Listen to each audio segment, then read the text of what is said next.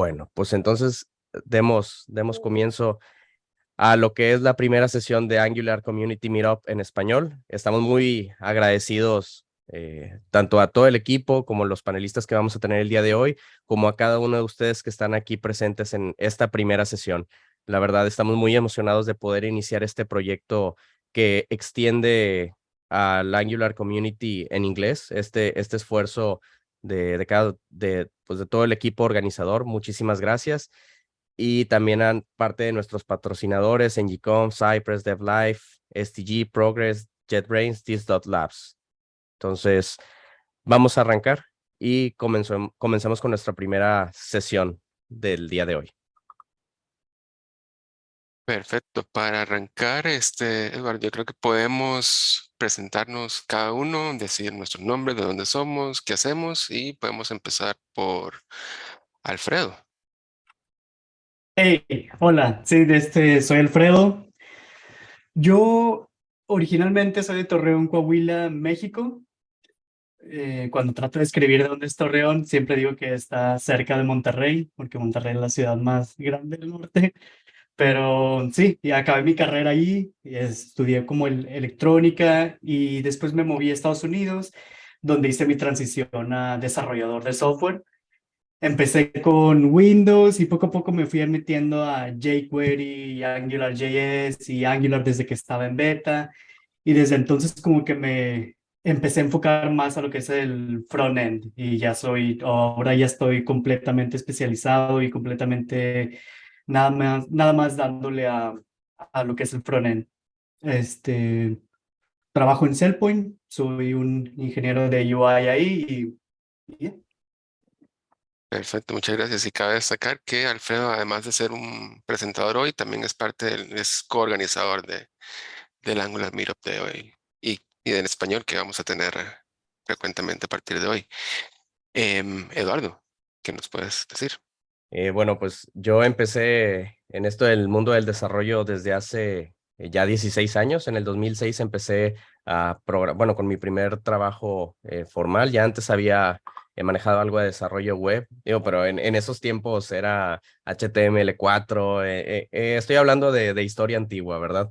Y después, bueno, ya en el 2006 empecé con Visual Basic 6, no, Visual Basic .NET, mis primeras aplicaciones web en .NET, C Sharp, y luego por ahí del 2012, entre el 2012 y el 2014, bueno, empecé con jQuery, luego pues empezaron a salir los frameworks. Me tocó lo que fue la crisis, no sé si a ustedes también les tocó, pero en ese entonces salía framework, cada semana parecía que salía un nuevo framework. Entonces era un lunes y estabas agarrándole la onda a Knockout y de repente para el viernes te decía, no, ya salió Barebone o no me acuerdo, un buen de frameworks que salían, Backbones. Gracias, Motadi. Entonces fue todo un desgaste porque me acuerdo que empezabas a trabajar con una tecnología y luego lo quitaban hasta que se empezaron a salir los frameworks más en forma como AngularJS, y ahí empecé a trabajar con AngularJS, Ionic, y desde entonces pues me he dedicado soy full stack, entonces también desarrollo con Node.js y pues ya tengo mucho tiempo ya desarrollando en estas tecnologías. Excelente, perfecto, gracias. Y también Eduardo eh, es un expositor hoy, pero también es parte de la coorganización de este Angular Meetup en español. Y bueno, voy yo, mi nombre es Giovanni Rivas, yo soy originalmente de Venezuela, pero vivo en Costa Rica desde hace 21 años. Hice toda mi carrera de desarrollo de software aquí en Costa Rica y bueno, después de la carrera, gracias a Dios, pude conseguir un trabajo y me quedé aquí. Principalmente yo era un desarrollador de .NET. Bueno, en la universidad siempre programamos con Java, entonces me gustaba Java en ese momento, pero ya después mi primer trabajo me dijo que tenía que programar en .NET, entonces ahí empecé con .NET. Después empecé a agarrar tecnologías de frontend, bueno, JavaScript en ese momento, y empecé a trabajar también con Angular 1. Ya había un curso que daban unos amigos por acá cerca. Después de eso yo lo llevé a mi compañía y empezamos toda la revolución con Angular. Y bueno, desde ahí hasta el día de hoy he estado programando full stack, pero ya estoy más enfocado en tecnologías frontend, que es básicamente Angular.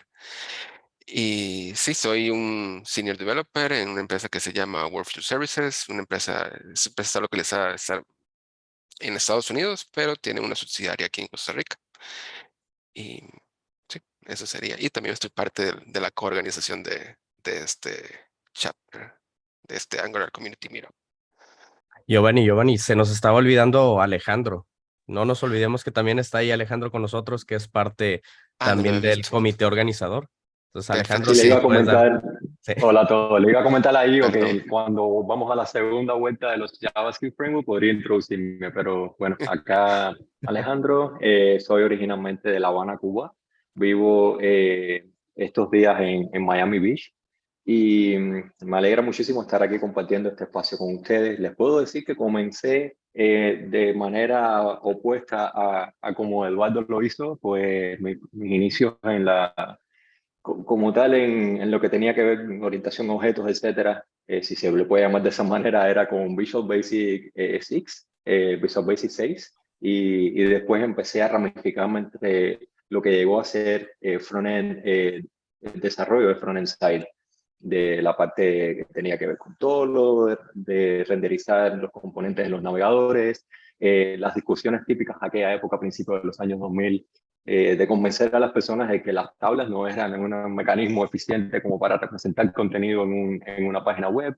Y empecé a trabajar con todo esto así de computación asíncrona en el lado del navegador, empleando inicialmente el XML, HTTP request, ese objeto en específico que venía en nativo inicialmente en Internet Explorer, y después, bueno, con la gran ayuda de Meta Framework, de Java, de jQuery, y después empezar con la nueva visión esta de utilizar algo que ya tuviera empaquetado un montón de casos de casos de uso para impedirnos tener que repetir tanta cantidad de código.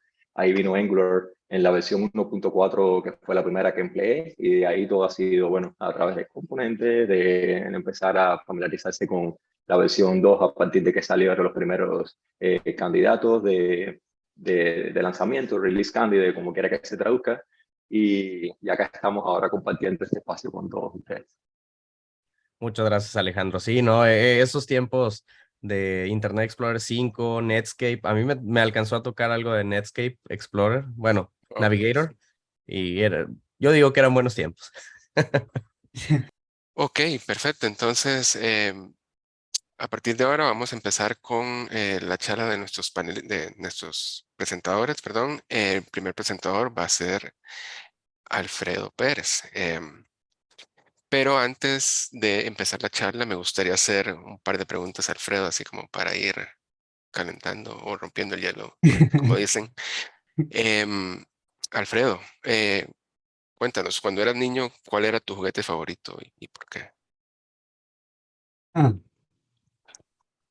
am, eso está muy difícil decir, ¿no? Porque, pues, a qué edad era niño y cuándo, qué tipo de juguete, y no sé, pero generalmente los que me gustaban más eran los dinosaurios de Parque Jurásico.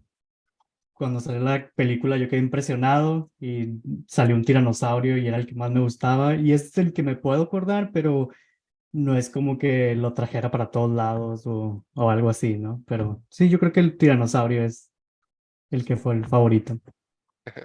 Bien. Y ahora, digamos, una pregunta un poquito más seria. Eh, ¿Cómo te preparas particularmente cuando tienes que hacer una entrevista de trabajo? Yo tiendo a hacer muchas notas y entonces cuando me voy a preparar para una entrevista, generalmente creo como una guía al respecto de, entonces por ejemplo, si es de Angular o de cualquier tipo de framework, empiezo a crear mi propia guía con todo el tipo de preguntas que se pueden estar ahí y nada más al momento de estarlo creando, como que voy practicando los conceptos, ¿no? Después de ahí lo que empiezo a hacer es, ya si tengo tiempo, empiezo a trabajar en algún proyectito o en algo así para refrescar, porque, no sé, a veces ya estamos tan acostumbrados a las cosas y al hacer el copiar y pegar o nada más usar ciertas utilidades que nos olvidamos de los conceptos básicos, ¿no? Entonces, como que me sirve como para recordar, decir, ok, voy a hacer la típica to-do list, pero ahora lo voy a hacer con NGRX y vamos a ver qué tan rápido la puedo hacer y qué tanto me acuerdo de los conceptos o de las funciones sin tener que ver, ¿no? Y pues es lo que hago. Entonces, notas, unos apuntes con las preguntas que creo que van a venir o las que más se me dificultan y un proyectito para practicar. ¿Y cómo te quitas esos nervios de una entrevista antes de algún ritual en particular? Mm, Pues esto es algo. ¿O no te dan nervios del todo? No, mira, no, claro, claro. Pero yo creo que esto es algo que no se puede enfrentar entrevista por entrevista. Yo lo que recomiendo para este tipo y lo que tiendo a hacer es entrevistarme mucho. Trato de entrevistarme cada año, unas 2, 3 veces, porque entrevistar es algo que los desarrolladores no hacemos muy comúnmente, tendemos a hacer cada vez que queremos salirnos del trabajo o buscar algo, y eso puede ser cada 3 años o cada 5 años, dependiendo del desarrollador. Entonces, lo que yo busco con el entrevistarme es ver qué tipo de preguntas están haciendo actualmente las entrevistas, practicar la habilidad de negociar, practicar conocer cómo se manejan otros equipos, cómo trabajan. Y no sé, entonces, sí, yo lo que recomiendo es practicar más, porque llega un momento en que practicas tanto que ya es una entrevista más, ¿no? Y no le pones el tanto sentimiento de que si te agarran o si no te agarran, ya estás más frío al respecto. Así es, perfecto. Excelente, entonces, nada más un recordatorio, nuestros presentadores vamos a tener una sesión de 15 minutos de la charla de cada uno y si alguien quiere hacer una pregunta, por favor hacerla en la sesión de Q&A, porque si la hacemos en el chat se nos puede perder y no queremos que se nos pierda cualquier duda que nuestra audiencia pueda tener. Con esto dicho, yo creo que Alejandro, es todo tuyo el espacio. Sorry, Ok. Oh, perdón, Alfredo. Alfredo. Sí, Oye, Alejandro, empecé a temblar aquí los nervios. Sí, sí, no, perdón. no traigo nada preparado, pero bueno, Pero bueno, y abre un slide y improvisemos. todo. ¿Te imaginas? Dale un Para poco mí, de improvisación. Sí. para mí es súper normal. Algo de que desde que llegué aquí a Estados Unidos, Alejandro es el nombre más común que me dicen. En lugar de Alfredo, me dicen Alejandro. Entonces, Bueno, ok. gracias. ¿Sí están viendo mi pantalla? Sí, Ok. Bueno, pues empecemos. Yo les voy a hablar de cómo mejorar tu DevX con Storybook y Cypress. En la compañía de trabajo tenemos muchas pruebas end-to-end y pues esta tiene sus tipos de dificultades, ¿verdad? Ya que para empezar es muy difícil de preparar los datos. ¿A qué me refiero con esto? Es muy difícil de que tienes que ir a ciertas páginas, hacer ciertos clics, preparar la información en algún modo para que después puedas realizar la prueba sobre ese estado de la aplicación. Y una vez que acabas la prueba, tienes que ir a borrar todo y empezar de nuevo. Entonces esto es muy difícil, ¿verdad? Tarda mucho tiempo en hacerlo y se tiene que desarrollar toda esta serie de pasos para lograrlo. La otra cosa es de que las pruebas las teníamos en Java y Selenium, y obviamente no son los lenguajes o las librerías que los desarrolladores de webs están acostumbrados a usar. Ellos están acostumbrados a trabajar con Angular, con JavaScript, con TypeScript, y que ahora les digamos, sabes que todo lo hace así, pero ahora estas pruebas las va a hacer en Java y Selenium, pues es un cambio completo, ¿verdad? Desde instalarlo, desde preparar todo y pues lo hace un poco difícil, aumenta un poco la barrera de dificultad. Y por último, eran muy difíciles de investigar. Cuando este tipo de pruebas tienden a ser inestables, porque están muchas cosas participando, APIs, recursos, el servidor y todo esto, que lo hace muy inestable. Y lo único que teníamos como resultado nosotros eran imágenes o videos de cómo se ejecutó la prueba. Y basado en eso, teníamos que hacer como magia. Tenemos que decir, se hace que igual es la API que está fallando o es tal parte que es lo que me está causando que mi prueba falle, porque no se tenía en realidad la información suficiente para decidir qué fue lo que causó el problema. Y pues nosotros decidimos utilizar dos librerías para solucionar esto. La primera que utilizamos es Storybook. Storybook es una librería que ayuda a documentar componentes y crea algo que le llaman historias, donde muestras los estados del componente. Y esto lo utilizamos pues como para documentar y para hacer nuestros componentes. Y la siguiente es Cypress. Cypress es un ejecutador de pruebas y lo que tiene de beneficios es de que, bueno, es comúnmente usado ahora ya más en desarrollo front-end, pero también lo que nos daba es de que nos da una representación de lo que está pasando en la prueba paso a paso. Si tú querías saber por qué no se pudo dar clic en algún lugar, tú vas a esa parte del paso de la prueba y podías ver el DOM y la respuesta que te dio y puedes analizar perfectamente qué es lo que está pasando. Ya no tienes que tratar de adivinar y tratar de ver qué fue lo que causó el problema. Como mencionaba, Storybook son para mostrar los estados. Por ejemplo, en una página empiezas con un estado inicial donde no tienen los datos y tienes que hacer un tipo de pruebas ahí. Después se tiene el estado donde se están cargando los datos y finalmente cuando estás con datos. Cada una de estas representaciones de la página es una historia en Storybook. Y en Cypress empezamos a hacer es de que cargábamos las historias de cada componente y basado en el estado que estaba, hacíamos un tipo de pruebas para ese estado.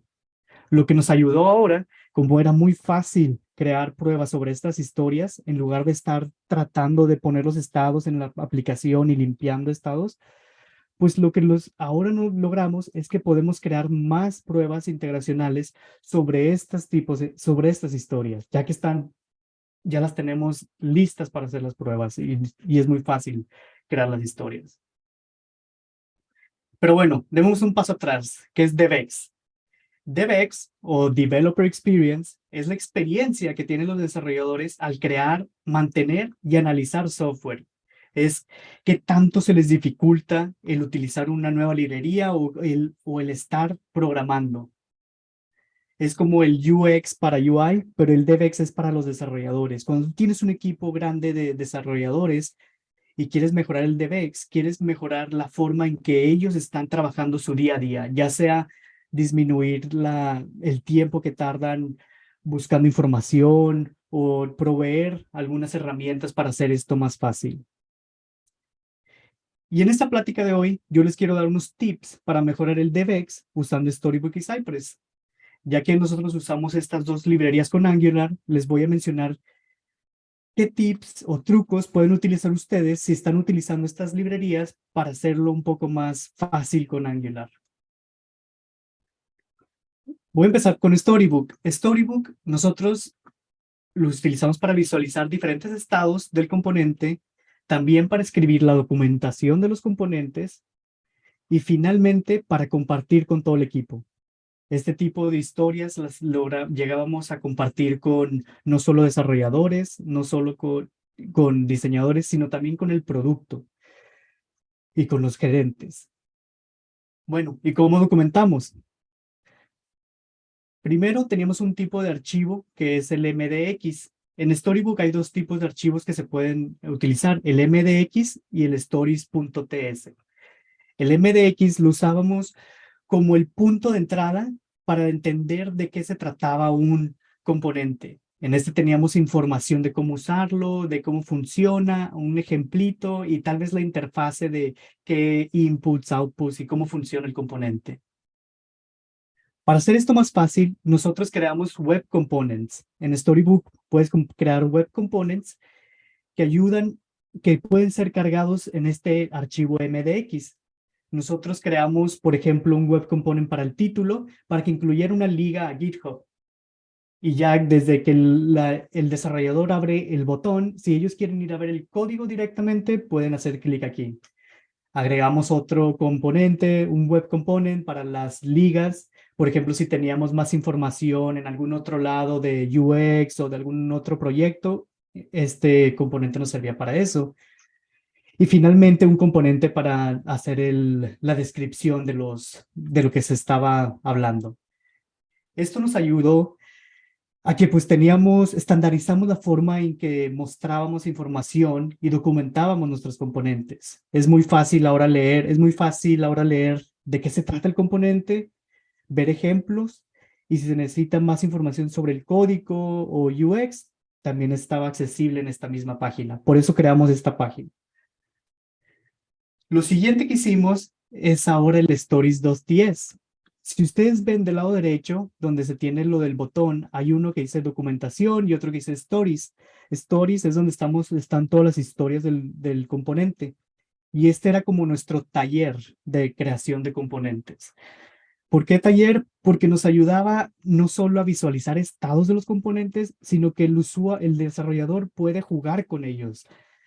En la parte de abajo podemos ver que están todos los inputs o controles que le llama Storybook del componente, y el desarrollador no tiene que hacer cambios, él puede directamente jugar con estos controles y ver cómo se comporta el componente. En este caso es muy fácil de verlo con un botón, pero también lo hicimos con componentes más complejos como páginas, y nos ayuda mucho para poder visualizar cómo se ven estas páginas. Para hacer este tipo de archivo, el Stories.ts, también creamos unas herramientas.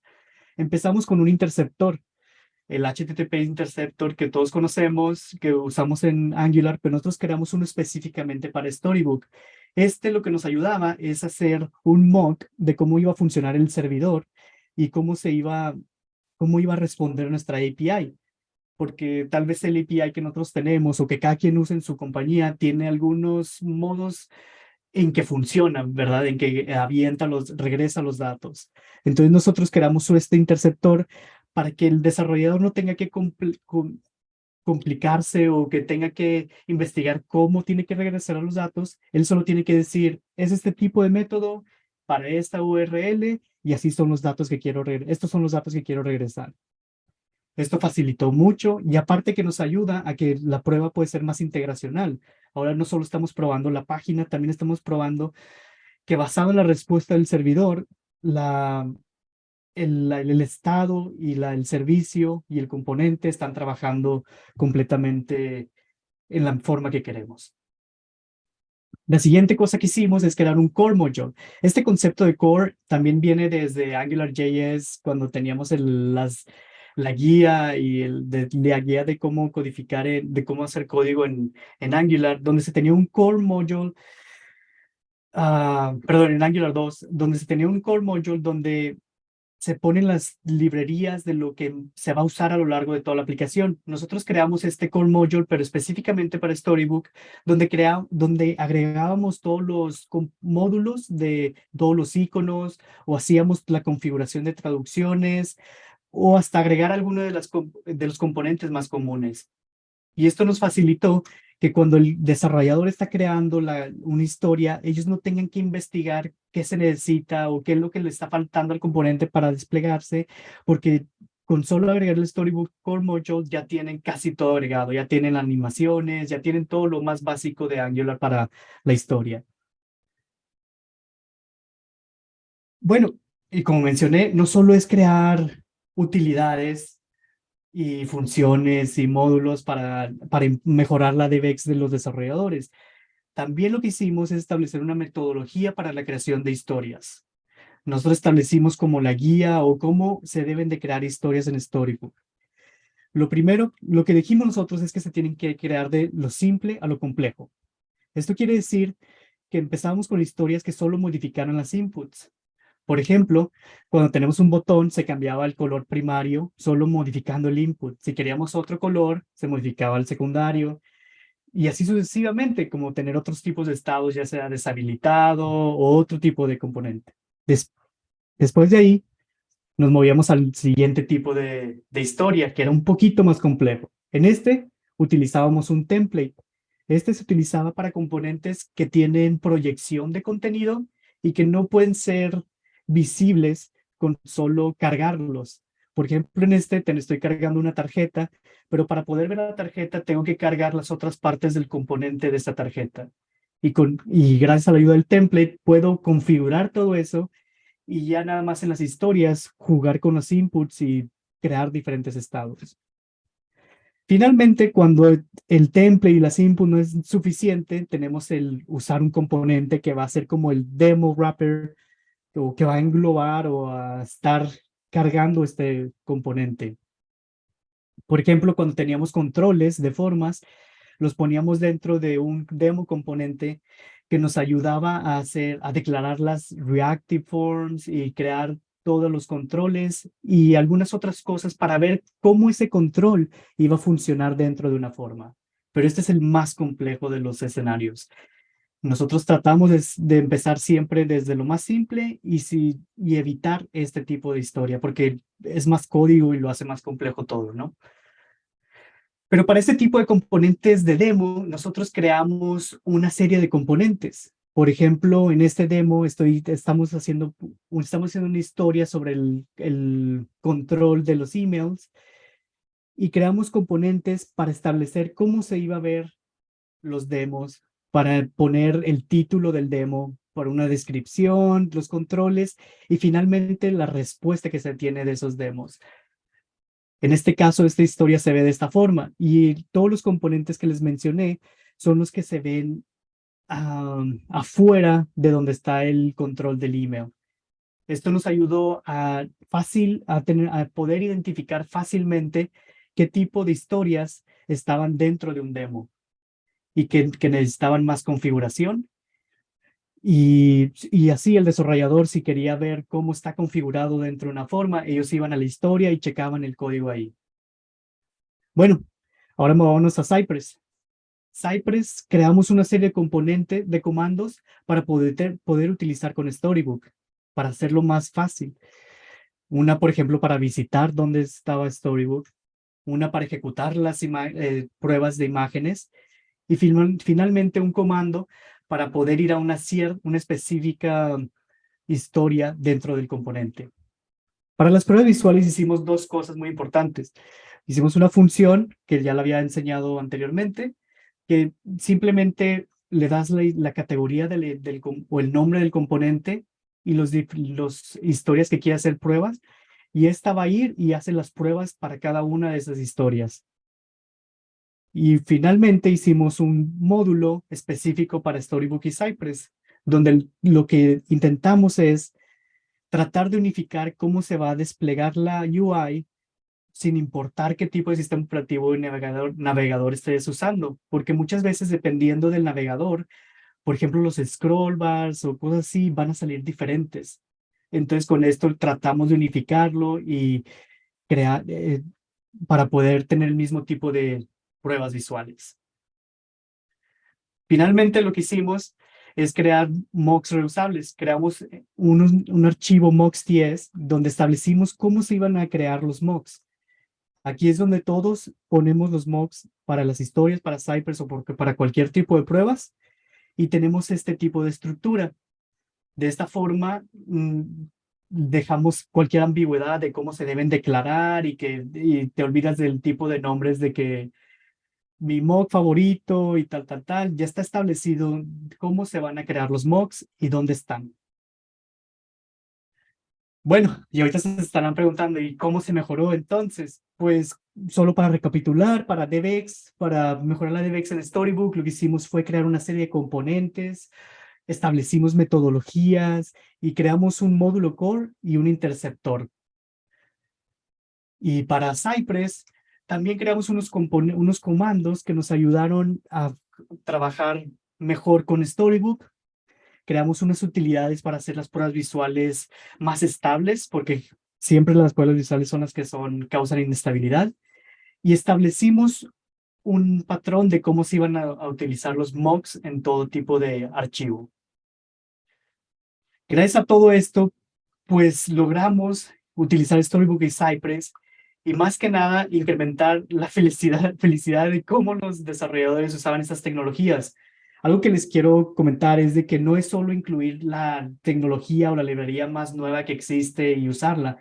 También se tiene que meter tiempo en investigar si hay algunas utilidades que podemos crear o algunas guías y prácticas que tenemos que empezar a usar para que los desarrolladores puedan empezar a usar estas tecnologías sin barreras y que no haya problemas cuando las estén utilizando. Ah, bueno, muchas gracias. Aquí está mi Twitter y mi página. Si tienen alguna pregunta, ahorita está en el panel, o si no, se las contesto aquí. También me pueden visitar en Twitter. Muchas gracias, Gracias. Alfredo.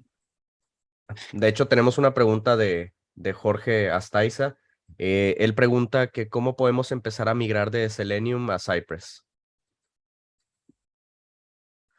Muy bien. Una de las cosas que nosotros hicimos en Selenium teníamos todas las pruebas end-to-end, y lo que empezamos nosotros para hacer esto más fácil, empezar por crear las historias de las diferentes páginas que estábamos haciendo pruebas. Por ejemplo, si tienes una página de usuario, creamos historias para esa página de usuarios, y después ya ahí empezamos a crear cada una de las pruebas integracionales que necesitábamos. Eh, no estamos completamente migrando end-to-end, pero pues nos ayudó a bajar ese problema, ¿no? Gracias, Alfredo. No sé si hay alguna otra pregunta. ¿Alguien más que tenga alguna duda? Recuerden utilizar la sección de Q&A o de preguntas en Zoom, porque luego en el chat se pueden perder. Hay una pregunta en chat. Dicen, ¿tiene alguna integración con Figma? Sí, tiene algunos plugins Storybook con Figma, pero generalmente lo que he encontrado yo es que son como ligas nada más. O sea que hasta ahorita no he encontrado uno que actualice completamente una de Figma. Entonces lo que tú vas a obtener es de que en Storybook puedes ver la liga a Figma y de Figma a Storybook. Pero hay otra herramienta que se llama story.todesign o story2.design, una de las dos formas, que básicamente lo que hace es de que agarra tu Storybook y crea toda tu librería en Figma. Esto es muy buena librería que se puede utilizar para, por ejemplo, cuando quieres ya tienes tu Storybook, ya lo tienes listo con todos sus componentes, creas con tu librería en Figma, y ahora los diseñadores van a diseñar con los componentes reales que tú estás desarrollando. Gracias, Alfredo. Ahorita les busco. Tenemos un tiempo para todavía una última pregunta. Javier Carrón nos pregunta, ¿tú tienes un GitHub me imagino que un repositorio con ejemplos de esta tecnología? Tengo que checar si ya lo terminé, pero lo checo y vuelvo a responder. Perfecto. Gracias, Alfredo. Pues muchísimas gracias por Gracias. esta presentación. Muy interesante. La verdad es que es algo que digo, en el chat mencionaban hace rato que era lo que se consideraba como para ser senior. Entonces, digo, mencionaba que es un tema muy amplio, que incluye demasiados factores para ser considerado un senior, pero yo creo que uno de los temas principales es también la integración, el unit testing y todas las pruebas que puedes estar desarrollando, el end-to-end testing. Entonces, eso también es un factor indicativo. Muchísimas gracias por tu plática, Alfredo. A continuación, tenemos el gusto de tener la siguiente presentación, que es con Rafael. Rafael nos va a platicar acerca de cómo inyectar dependencias en formas personalizadas, o se me olvida luego cómo es la traducción. Bueno, un pequeño intro de Rafael. Rafael hace unos meses estuvo presentando en NGConf, entonces tenemos un panelista pues con unas credenciales excelentes. Así es, Rafael, bienvenido. Y antes de que comencemos tu presentación, queremos hacerte unas preguntitas. A ver, em, ¿qué película has visto más que alguna otra? Así que puedas ver cada fin de semana, más o menos, por ejemplo. Que te guste así a lo máximo. Eh, bueno, primero que todo, saludos. Mi nombre es Rafael. Eh, tengo, tengo varias películas que las puedo ver en repeat.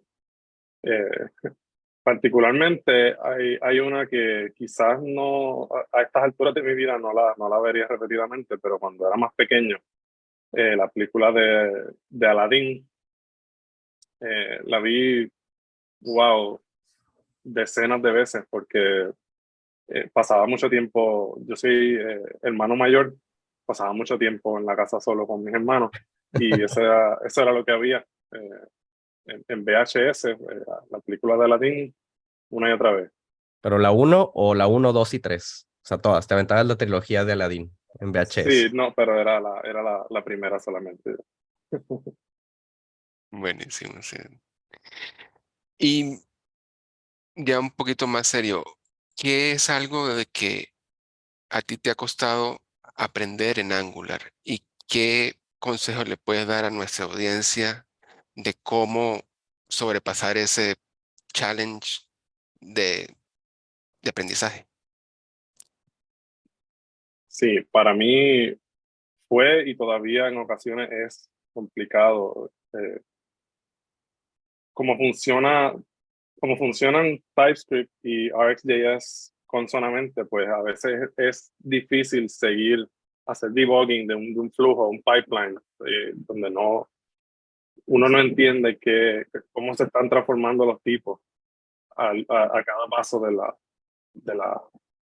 ¿verdad? De esos observables o lo que estés utilizando. Y yo diría que mi proceso de aprendizaje hubiese sido más fluido al principio si hubiésemos adoptado tipos más estrictos desde el principio.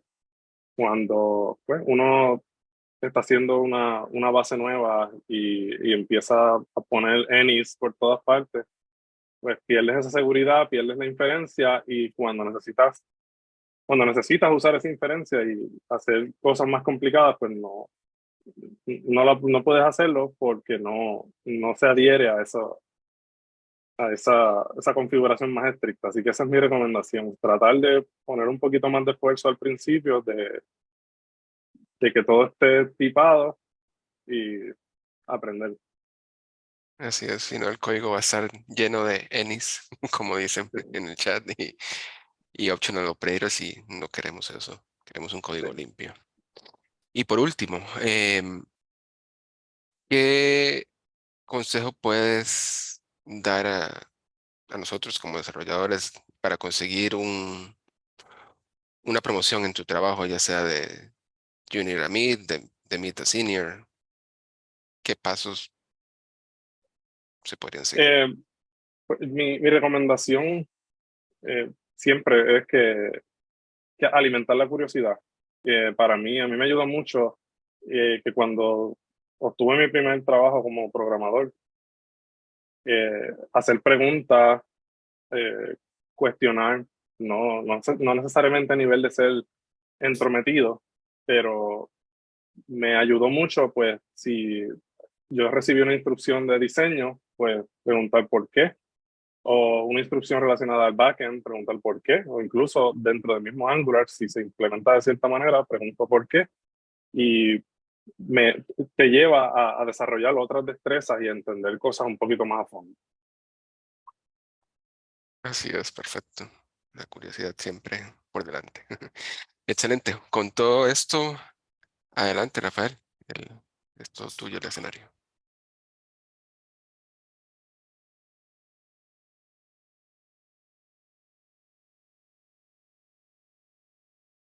Ok, ¿pueden ver mi pantalla? Sí. Súper. Bueno, para aclarar el título que Eduardo mencionó anteriormente, la traducción no es directa, este es basado bastante en mi presentación de NGConf. Lo traduje como simplificar formularios en Angular, usando inyección de dependencia.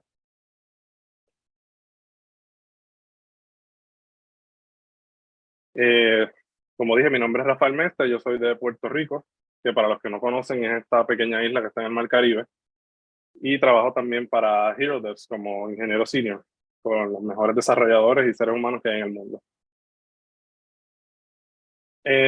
Vamos a hablar de formularios. La web se construye sobre formularios, ¿verdad? Con o sin framework, esa es la manera en que los usuarios hablan con nuestras aplicaciones. Eso incluye marcar una cajita para aceptar unos términos y condiciones hasta una solicitud de empleo donde tienes un montón de pasos y un montón de campos. Angular aumenta la plataforma web, o sea que hace uso de todos esos features de HTML5, de JavaScript, y le añade y nos ayuda a mejorar la experiencia de usuario, facilitándonos la vida al implementar estos formularios. Y otro paradigma que se implementa en Angular es la inyección de dependencias, que normalmente no los combinamos, pero hoy vamos a aprender cómo los vamos a integrar. Este tema, el tema para esta charla, surgió desarrollando una aplicación de SaaS Enterprise, un formulario enorme, muy complicado. Y el feature principal era un formulario bien dinámico que tenía muchos validadores que actuaban al cabo de todas las ramas de ese formulario. Y los requisitos estaban cambiando constantemente, o sea que si hay que cambiar una validación en una parte que está muy alejada del formulario, se afecta a otra parte. Y había que construir ese componente de una manera más resistente a cambios, porque en ese entonces pues era muy difícil de hacer un cambio sin que se propagara y rompiera un montón de cosas al cabo de todo el resto de la forma. Inicialmente lo refactorizamos usando inputs, ¿verdad? Lo rompimos en muchos componentes pequeños, que es como se debe hacer, y utilizamos inputs para distribuir formularios parciales, pero algunas limitaciones de esa implementación pues nos llevaron a buscar otra alternativa. Para ilustrar los conceptos de lo que voy a hablar, hice una aplicación tipo lista de contactos. El diseño pues no es lo mío, así que disculpen si no se ve muy bonita la aplicación. Pero representa la estructura de este listado, donde el formulario padre es una persona y esa persona contiene números de teléfono, correo electrónico, direcciones. A su vez, esas direcciones contienen números de teléfono, correo electrónico. Y finalmente, una persona puede tener otras personas asociadas. O sea que estamos viendo que en este tipo de forma hay varias estructuras donde se hace bien importante que sean reusables y lo podamos usar en diferentes contextos sin tener que pensar mucho en cuáles son las diferencias de esos contextos. O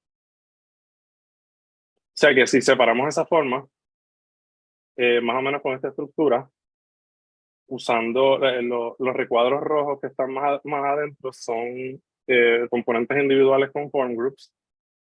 Los que le sigue que están bordeadas con verde oscuro, que no sé si se nota bien, espero que sí.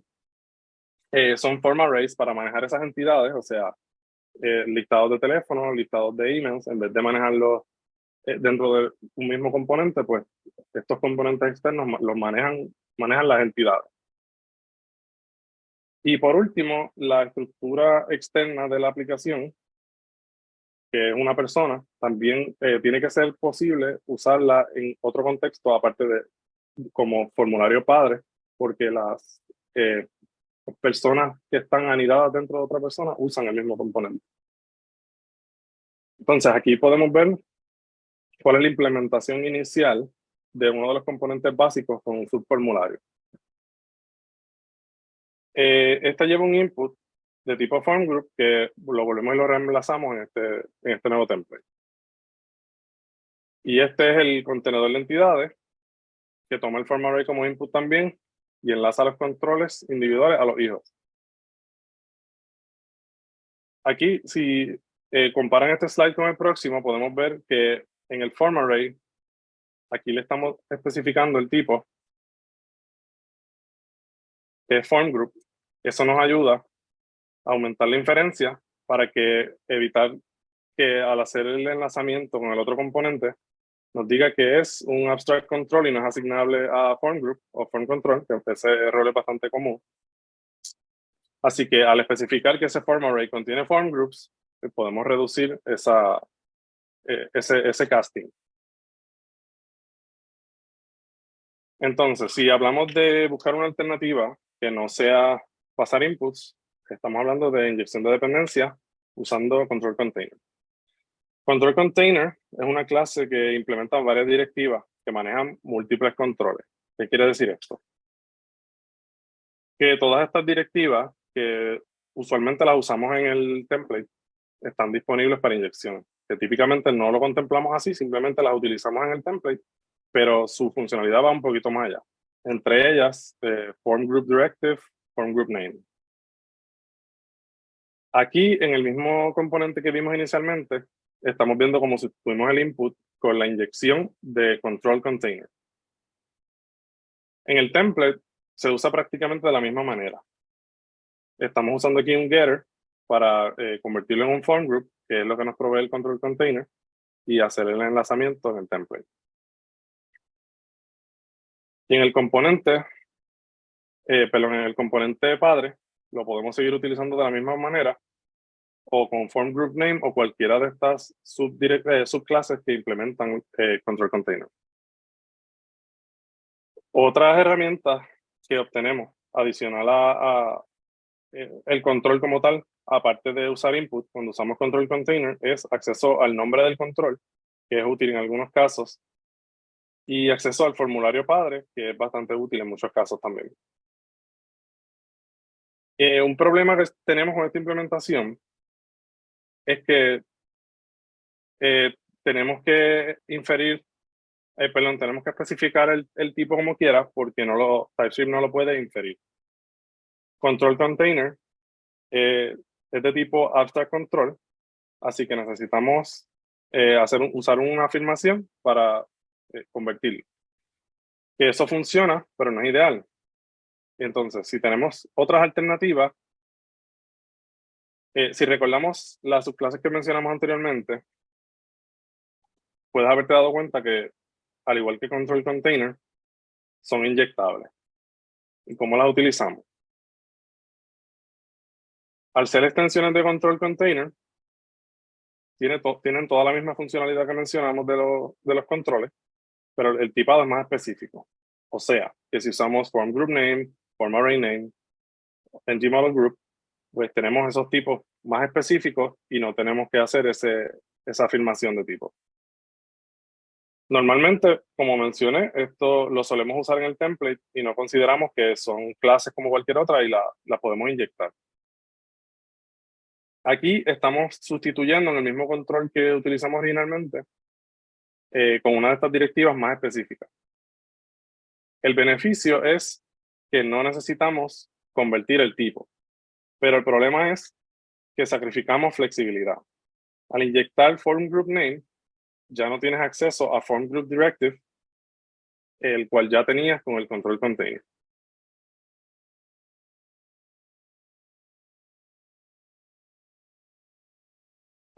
Podemos tomar todas esas directivas y las podemos recomponer para manejarlas al mismo tiempo.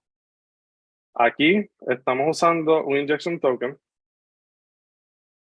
Yo lo llamé form group container porque la idea es que es bastante parecido a control container, pero maneja todos los grupos, todos los form groups con ese tipado estricto. Y aquí lo que estamos haciendo es que vamos a intentar opcionalmente inyectar los diferentes tipos que no son importantes y los manejamos según la prioridad que necesitemos. Otro beneficio indirecto que logramos por este medio es que podemos proveer nuestro propio mensaje de error al inyectar. O sea que aunque nuestro form group container no sea opcional como tal, podemos proveer un mejor error a los que típicamente nos provee el compilador, como de null injector error o no provider for, que no nos guían en una mejor dirección para identificar dónde están nuestros errores. Eso con este tipo de implementación lo podemos hacer. Entonces, este nuevo token lo podemos utilizar como siempre en el constructor o podemos usarlo con la función de inject. Esto está disponible de Angular 14 en adelante y entiendo que extraoficialmente este approach lo están recomendando un poquito más porque al inyectar en el constructor hay que especificar el tipo y pueden ocurrir problemas ahí con la inferencia o la afirmación equivocada. De esta manera, si usamos inject, ya automáticamente esa variable tiene el tipo que esperamos inferido directamente. Entonces, con este acercamiento tenemos todos los beneficios que mencionamos anteriormente, incluyendo el tipado estricto y la flexibilidad de todas las directivas que necesitamos utilizar. Entonces, tenemos aún más maneras donde podemos crear elementos reusables usando inyección de dependencia. Inyectando control container y subclases, tenemos acceso al formulario padre, pero ese form también lo podemos inyectar directamente. Aquí estamos viendo un ejemplo sumamente simplificado, simplemente un botón de reset. Pero ese botón de reset está construido de cierta manera que si se utiliza dentro de un formulario, no hay que crear un binding, no hay que crear una función dentro de ese componente para que haga reset, sino que tenemos un botón reusable que va a funcionar dentro de cualquier formulario que lo queramos utilizar. Y aquí tenemos otro ejemplo simple de básicamente la misma implementación para verificar la validez, y de la misma forma lo usamos dentro de cualquier forma y va a funcionar independientemente de la implementación de esa forma. Otro dato importante que no le creé un slide, pero la inyección de dependencias también se puede utilizar dentro de un mismo componente o directiva. O sea que si yo creo una directiva y se la añado a un input que tiene un ngModel, mi directiva puede inyectar ese ngModel o cualquier otra directiva que estemos utilizando en ese componente. Y ese patrón es bien útil. Porque podemos también usar directivas, como ya pronto viene también un feature en Angular 15 donde podemos componer de una mejor manera las directivas, pues esas directivas pueden independientemente comunicarse entre sí y eso es algo que va a ser muy útil a continuación según Angular vaya actualizando. Entonces, para ngControl funciona de la misma manera que Control Container, pero es análogo para Form Control Name y ngModel y es estrictamente Form Control. Se puede inyectar también de la misma forma. No hacen falta abstracciones. Sí hay que implementar Control Value Accessor típicamente, pero el API de Control Value Accessor es muy intencional y está bien diseñado y típicamente es mejor, pues, aunque haya que utilizarlo múltiples veces, pues ser intencional en su implementación. Para mí, ¿qué me gustaría ver en el futuro? Ay, esto salió en el orden que no era. Form Array Directive para poder enlazar Form Array a un Form Group padre, sin un Form Group padre. Esto es algo bien frecuente que surge, que si tienes un listado o un formulario que es más bien un tipo para un listado, pues no debe ser obligatorio tener un Form Group envolviendo ese formulario si no lo necesita. Así que sería ideal tener un Form Array que se pueda hacer el enlazado en el nivel principal sin mucho cambio. Me gustaría también ver que estos inyectables fuesen de tipado estricto. Ahora mismo, si inyectamos control container o inyectamos form group name, cualquiera de estas directivas que les mostré, lamentablemente los controles están tipados como any. Es una limitación de implementación, pero yo entiendo que estamos cerca de ver que podamos pasarle un tipo genérico a esas directivas y lo podamos usar aún más estrictamente. Y por último, los host directives, que es algo que mencioné anteriormente brevemente, que se avecina para Angular 15 y va a ser una funcionalidad muy, muy poderosa y que va a cambiar muchas cosas, formularios y como escribimos muchos tipos de componentes.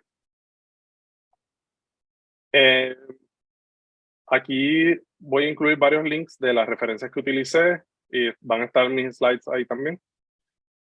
Control Container 9 es una charla de Jennifer Wadela de hace unos años.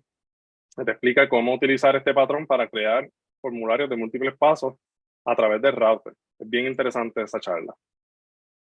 Angular Forms, que es de Kara Erickson para el 2017, pero sigue siendo muy relevante, muy útil y muchas de las cosas que presentan no han cambiado.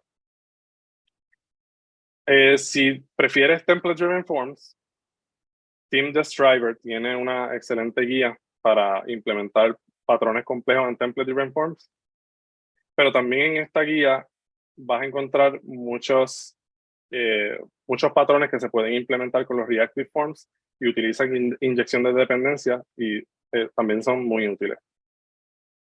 Este es el link, es el mismo que el QR code si no lo tienen. Y entonces, unas notas finales. En Angular, la inyección de dependencia está en todas partes, como les mostré, el control container, form group name, este tipo de directivas. Usualmente lo usamos en el template, pero no las usamos a su máximo potencial. Estas directivas las podemos inyectar y si estás construyendo un componente o una directiva que tiene otras directivas u otros componentes, puedes intentar inyectar las que estás utilizando para ver qué usos le puedes dar inyectando esas directivas y obteniendo acceso a esa funcionalidad adicional. Segundo, Angular está mejorando todos los días. No importa lo que digan, es el mejor framework que hay ahora mismo. Y el equipo está escuchando todos los días los reclamos de la comunidad y mejorando en todos los aspectos la experiencia de developer, como dijo Alfredo también. Y finalmente, comparte tu conocimiento. A mí me costó mucho trabajo crear esta charla para NGConf y no importa el nivel de experiencia que tengamos, todos padecemos del síndrome de impostor y todos tenemos momentos en que no creemos en nosotros. Si te interesa escribir o hablar acerca de un tema, busca a alguien y da la charla, no importa que ya otras personas hayan hablado del mismo tema una y otra vez. Todas las opiniones y los puntos de vista son importantes y aprendes mucho en el proceso. Yo aprendí mucho en este proceso. Gracias a todos por escuchar. Muchísimas gracias, Rafael. La verdad es que pues esto de los formularios es algo que yo creo que la mayoría hemos desarrollado componentes y que se reutilizan una y otra y otra y otra vez y a veces no encontramos la manera de hacerlo de una manera pues tan genérica como, si esa sería la palabra, como nos estás demostrando ahorita, para poder reutilizar los componentes en cualquier tipo de formulario. Tenemos una pregunta de Motadi. No, Sí. Él nos pregunta si es posible hacer validación asíncrona con este tipo de formularios. Sí, cualquier tipo de validación lo puedes utilizar de la misma manera. Estás inyectando un control o un grupo, así que tienes en esa API tienes el mismo acceso que tendrías si estuvieses manejando un formulario dentro de un componente principal. Tienes acceso a todo. Ok, gracias. También tenemos otra pregunta de Agustín. Pregunta si has utilizado los formularios tipados que en teoría, como comentas, se introdujeron en la versión 14 de Angular. Sí, hasta cierto punto la implementación en Angular 14 mejoró mucho, pero cuando creamos formularios complejos o de mucha profundidad, es difícil para el compilador inferir los tipos porque pues, por limitaciones de cosas que el equipo de Angular tuvo que asumir al implementar los formularios tipados, como por ejemplo no tener certeza de cuándo un objeto dentro de un formulario es un objeto o es un form group. O sea, Angular 14 sí mejoró esta experiencia, pero al fin y al cabo, al pasar formularios parciales, pues como quiera, todavía es importante darle un poquito de ayuda al compilador y especificar si estás usando un form group, que contiene, un form array, que contiene, y de todas formas en en la inyección de dependencia, el compilador no tiene ese contexto para inferir cuál es ese subformulario que está recibiendo. Muchas gracias, Rafael. No sé si alguien tenga alguna pregunta adicional o algo que quisiera preguntarle a Rafael o saber de él o de la plática. No. Bueno, Ahorita, para añadir un poquito, ahorita comentaron así ustedes de su background, para darles un poquito de luz también. Yo solamente llevo programando profesionalmente alrededor de 4 años. Antes de eso, trabajé como técnico de computadoras por alrededor de 10 años, a pesar de que mucho antes de eso ya yo había terminado mis estudios. Tengo un bachillerato en ciencias de computadoras. Y aún así, pues no es tan transparente el proceso de que terminaste los estudios y conseguiste un trabajo. A veces es un poquito más involucrado que eso.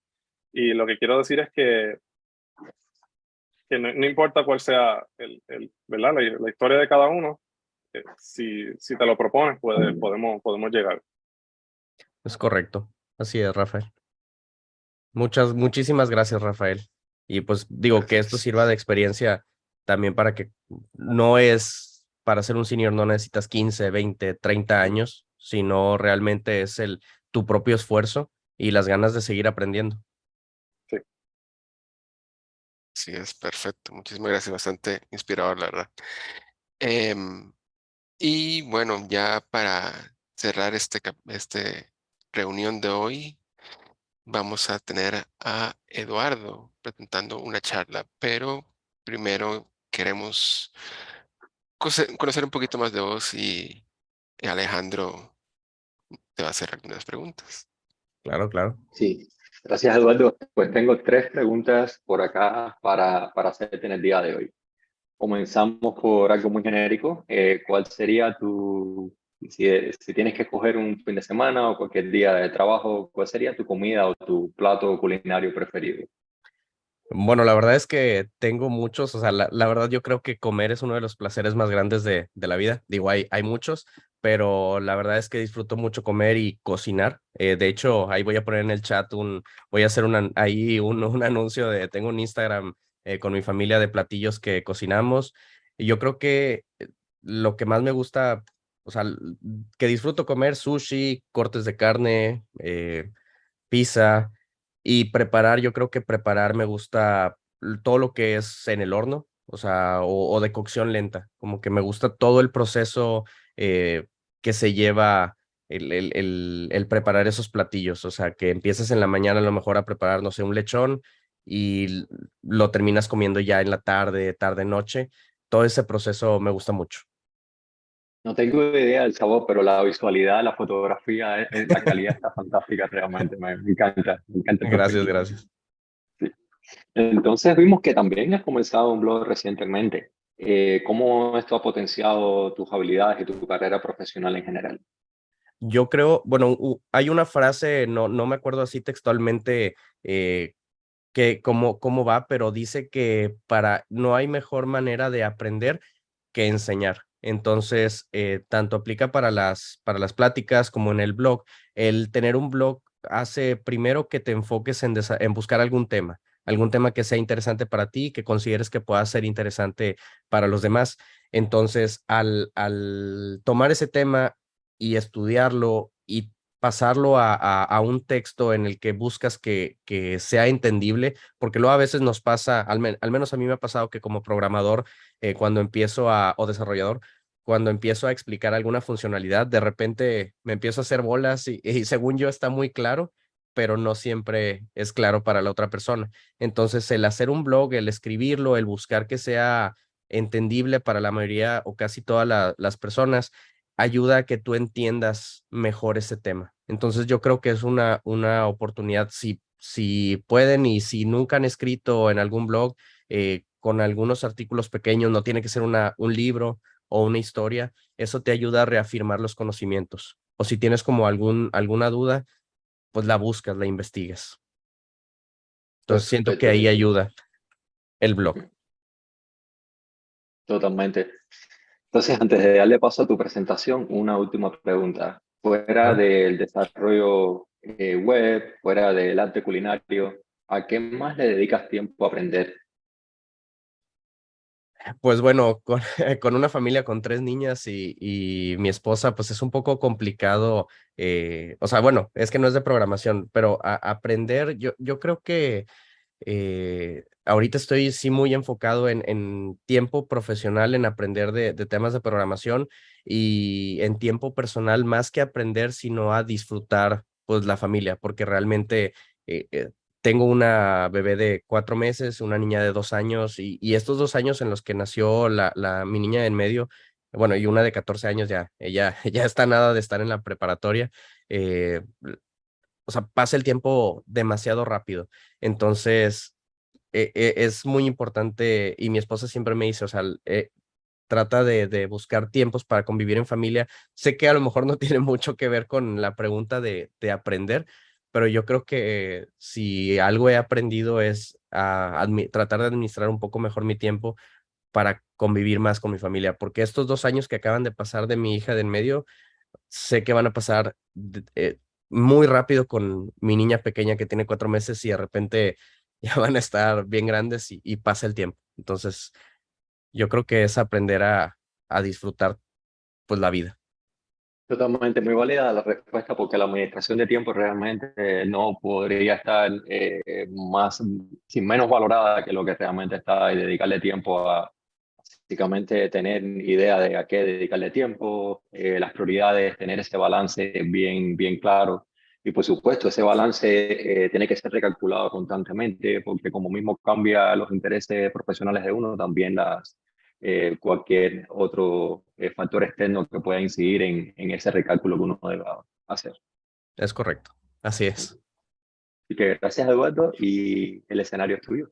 Muchas gracias. Déjenme comparto pantalla. Aquí está. Me dicen si ya pueden ver. ¿Ya pueden ver? Sí, Ok, perfecto. Bueno, antes que nada, esta es una plática sin código, entonces van a decir, ¿cómo va a ser una plática para pensar de manera reactiva? No va a haber nada de código, no, pues ya mejor me salgo de la sesión, ya vi otras dos, ya para qué le sigo. Pero no, o sea, uno de los temas, ahorita también que estaban hablando acerca del seniority o el nivel de cómo se considera uno senior, al menos en la parte de Angular, porque pues varía dependiendo del lenguaje. Con React, pues usan mucho functional programming, pero en la parte de Angular, una diferencia muy notable entre el poder considerarte un senior o no, considero yo que es el manejo de RxJS. Ya no mencionando inclusive State Manager como NGRX o algún otro Akita o Elf, sino el poder pensar de manera reactiva y cambiar nuestro paradigma de programación de manera imperativa a manera reactiva.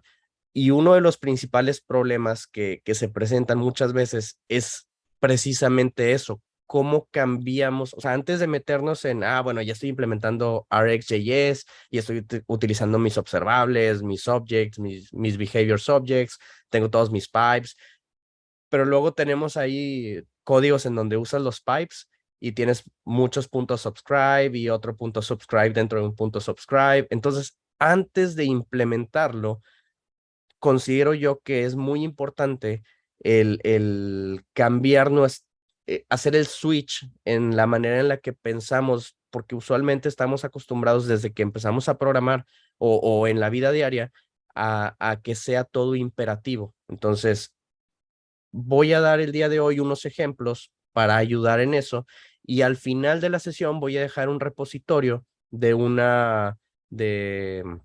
¿cómo se dice? Un repositorio de una aplicación que está desarrollada con Angular y Ionic. Una disculpa, no está en la última versión, pero como un proyecto para ustedes, para que pasen de manera imperativa a manera reactiva. Y yo como en una semana y media voy a estar subiendo un branch con la manera reactiva que a final de cuentas es solo una manera de cómo se puede hacer para que comparen los resultados. Entonces, bueno, ya di un pequeño intro.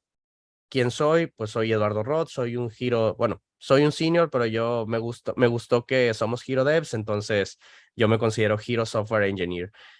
Ahí están mi correo para contacto y mi GitHub. Se me olvidó poner el Twitter, pero es el mismo handle, Eduardo Roth. Entonces, creo que la mayoría ha visto a esta familia, ¿verdad? Es Malcolm el de en medio, todos, o la mayoría hemos visto esto en la televisión, en Canal 5, los que somos de México, y pues es de ahí parte el ejemplo que quiero dar. O sea, ¿cómo podemos aplicar, o cómo aplica en este caso la familia en la reactividad? Una de las cosas que usualmente pasa en el hogar es que, bueno, todos hemos sido, todos hemos sido niños alguna vez y no sé cuántos aquí, a mí ya me toca estar del lado de los padres, pero cuando somos niños, en algún momento de nuestras vidas, nuestros papás nos han dicho, oye, Eduardo, es que recoge tu cuarto y una vez que recojas tu cuarto, pues ayúdanos a lavar los platos y ya que lavaste los platos que usaste, pues trae la ropa sucia. Entonces, eso es ser imperativo. ¿Por qué?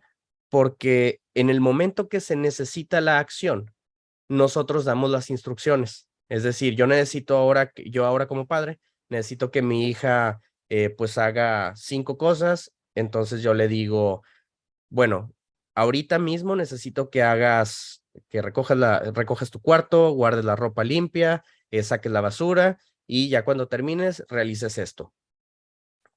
Eso es ser imperativo. Entonces, yo todos los días tengo que estarle diciendo eso. Cuando abro la puerta, cuando la veo que pasa en el pasillo o cuando sucede que en la mañana viene al cuarto o algo así. ¿Cómo se reflejaría en código? Pues sería si tenemos un botón, entonces cuando el usuario le da clic, entonces pasan esas acciones. Pero ¿no creen que sería mejor tener una lista definida desde el principio? Obviamente, ¿verdad? Porque yo ya no tendría que estarle diciendo, oye, haz esto cuando la veo, oye, tienes que hacer esto, sino que al tener una lista definida, por ejemplo, hay una definición de actividades o de alcance, yo le puedo decir, bueno, los lunes tienes que recoger tu cuarto y llevar la ropa a la lavandería para que la laven y se cumple. Entonces yo ya no me tengo que preocupar. O digo, obviamente puede haber errores ahí en el proceso donde pues no se hizo alguna actividad o algo que los manejaríamos con un catch error, si fuera el código, pero el punto a final de cuentas es definir todo esto sin necesidad de que tenga que ser de manera imperativa el haz esta actividad, sino que mi hija ya sabe que, bueno, hoy es jueves, entonces esto es mi patrón o mi observable, mi pipe de acciones en mi observable. Considero yo, ahora que soy padre, pues obviamente a uno de niño, pues mejor no, ¿verdad? No tener la lista definida de actividades, mejor que nos estén diciendo cada vez que nos ven o que se acuerdan. Considero yo ahora como padre que esto es muchísimo mejor. Entonces, en nuestro código se refleja igual, o sea, en lugar de estar haciendo las acciones para, bueno, on click y luego on click, o on hover, o on init, pues lo pasamos a un observable que ese se va a disparar una acción y ya está ahí. ¿Qué pasa si bueno, pues ahora mi hija tiene que hacer algo nuevo o algo diferente? Si estoy en la forma imperativa y lo tiene que hacer en diferentes días, pues yo tendría que meter esa nueva función en cada uno de los días que tiene que realizar. Si yo lo hago de la manera declarativa o reactiva, yo en la definición de su lista de actividades inicial agrego esa nueva actividad y no importa el día, no importa si a mí se me olvidó, ya está predefinido. Entonces siempre se va a ejecutar eso y al momento de que lo pasamos a código, eso va a simplificar nuestra cadena de acciones en el código. ¿Qué otro? Bueno, este es uno de los ejemplos que traía. ¿Qué otra forma de manejar la reactividad con un ejemplo del día a día también se presenta? cuando estamos pequeños, yo creo que a todos nos ha pasado que íbamos con nuestros papás y llegábamos a la tienda. Entonces, no faltaba el día que ya estábamos en la línea y pues a nuestra mamá o a nuestro papá o a los dos se les olvidaba algo y te dejaban en la fila. Entonces, bueno, perdón, perdón, me fui para son dos ejemplos, ay, perdón, son dos ejemplos los que, los que hay con esto de los cajeros. Agarré el incorrecto. El approach es el punto de la cajera. Bueno, déjenme acomodo. Una disculpa, perdón. Cuando somos pequeños, es que esta es una diferencia entre los callbacks, las promesas y los observables.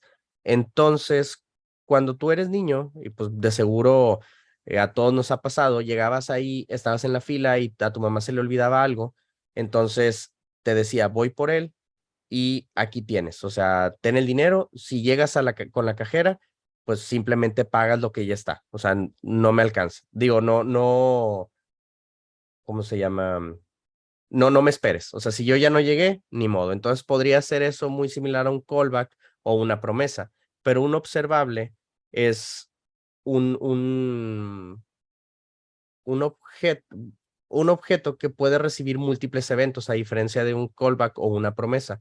Entonces, el ejemplo que yo utilizo para entender la diferencia entre los observables es ponernos en el lugar de la cajera.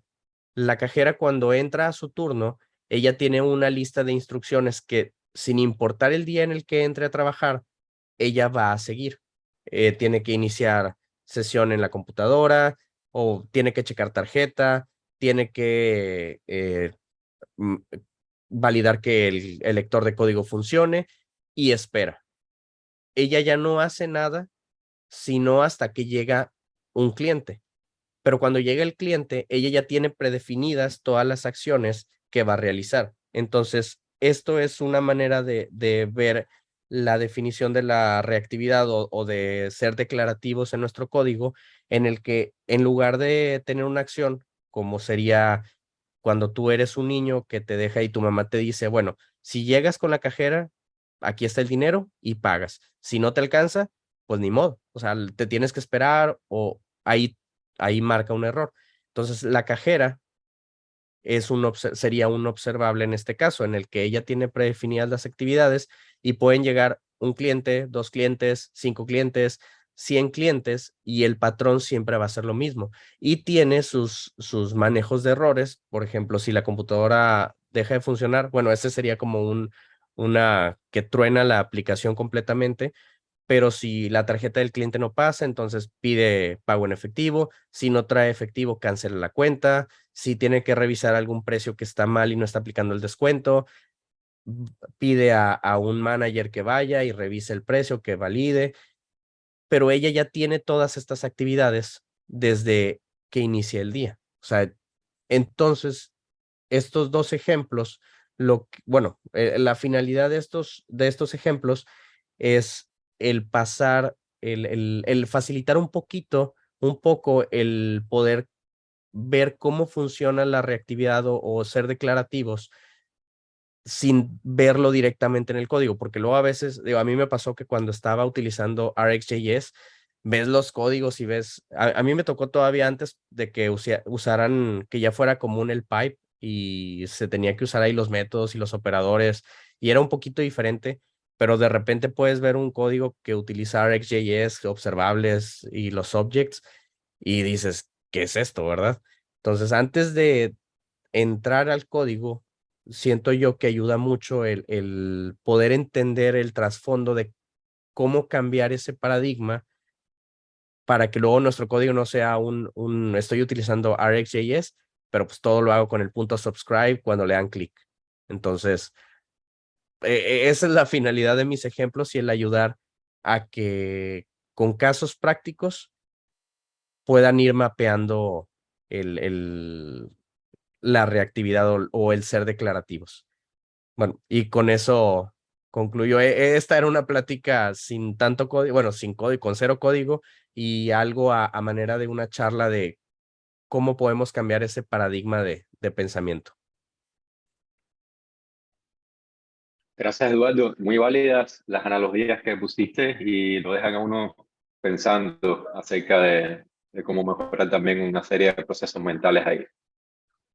Gracias. Así es. Perfecto. Sí, sí, hay que ir poco a poco porque a veces uno no sabe cómo suscribirse en observable y si tengo muchos observables, qué es lo que puedo hacer, qué operadores puedo usar.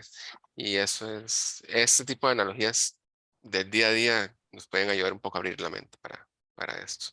Sí, digo, Si tienes el alguna duda, código, siempre... Oh, discúlpame, si tienes alguna duda, siempre recuerda la cajera y toda sí. la serie de pasos que debes hacer. Sí, no, es que digo, a mí me llegó a pasar cuando estaba aprendiendo RxJS al inicio, o sea, que veías el código, digo, me pasa de repente aplicaciones antiguas que estoy viendo y digo, ¿por qué lo hice así? O sea, realmente no estoy aprovechando RxJS, sino simplemente hago un punto subscribe cuando lo necesito y realmente no estamos cambiando el paradigma de cómo programar. Y una vez que ya manejas reactividad, o sea, el cambiar, por ejemplo, una de las cosas que siempre era un caos antes era si tienes tu foto de perfil en diferentes componentes y la actualizabas desde uno, bueno, pues tenías que disparar eventos y asegurarte que en todos refrescara y obtener la misma información. Y ahora con la reactividad, si estás utilizando de un solo observable, como de tu single source of truth o la fuente de la verdad, pues con que se haga el cambio una vez, todos los demás actualizan esa información. O sea, es medio, pues es una plática, un tema muy extenso esto de la reactividad. Así es. Pero no, bastante interesante y hay que meterse poco a poco para ir entendiendo cada vez más.